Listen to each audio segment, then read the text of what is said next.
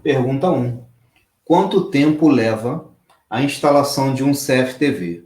Às vezes é uma pergunta meio básica, que você vai querer saber, ou você não vai se preocupar, e você pode ter uma surpresa, porque existem muitos imprevistos que podem ocorrer num serviço de instalação, principalmente na primeira fase. Então tem fases, sim.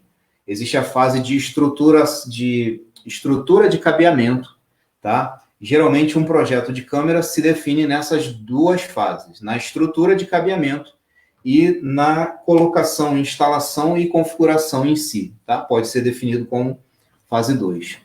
E a fase 1, que é o cabeamento, é a fase mais trabalhosa. Rola um trabalho meio de peão mesmo. A pessoa sobe escada. Se tua casa tiver 2 andares, ou for um prédio de um estabelecimento onde você quer colocar, se for um hotel, tudo isso depende, tá? Então, essa mão de obra, ela vai variar bastante, e esse prazo de instalação. Por quê? Às vezes, o instalador, ele costuma dar um prazo, né? Muitos profissionais fazem isso, tá? Outras modalidades de profissional, eles dão um prazo e acaba sempre passando um pouquinho, porque às vezes esse profissional não se preocupa em calcular ou pelo menos colocar uma gordura ali de tempo dos imprevistos, tá? E quais são os imprevistos que podem ocorrer na fase 1, que é a estrutura de cabeamento? Bom, ele vai subir escada, ele vai fazer um quebra-quebra, ele vai analisar, né, ali por onde tem que passar o fio, e isso é importante que você esteja presente para que ele passe os cabos e não deixe nada ali aparente. Você mostre isso para ele, onde você gostaria que os cabos fossem passados. Outra coisa importante ainda dentro dessa pergunta aqui, do tempo, o que pode também fazer levar mais tempo ou menos tempo, tá?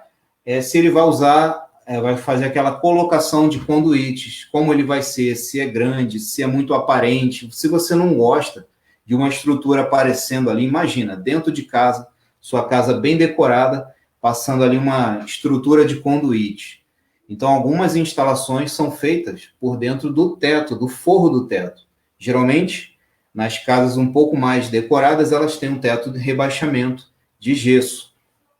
Ou algumas pessoas utilizam outros tipos de rebaixamento. Nesses casos, geralmente, esse cabeamento, essa estrutura toda é passada por dentro do forro, do teto, para que o fio fique ali bem escondido. Mas isso dá um bom trabalho, né? Dá uma trabalheira fazer isso, tá?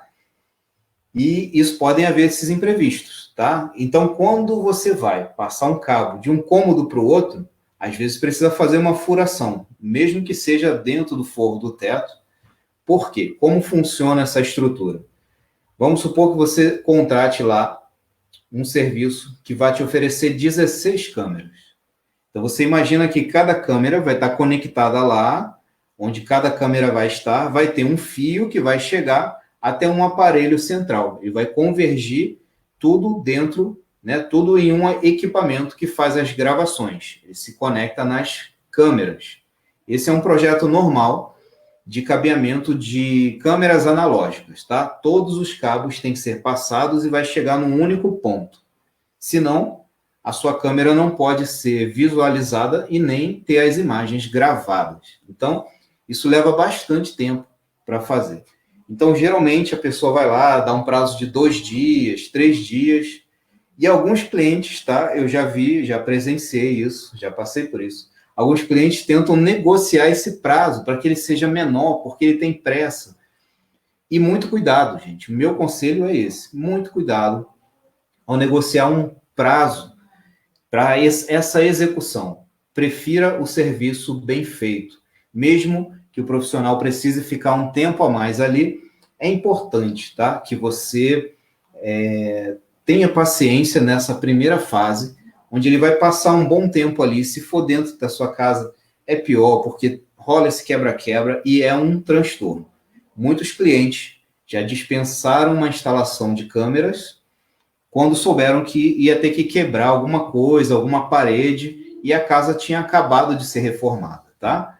Então, realmente, é uma questão delicada que você deve dar atenção.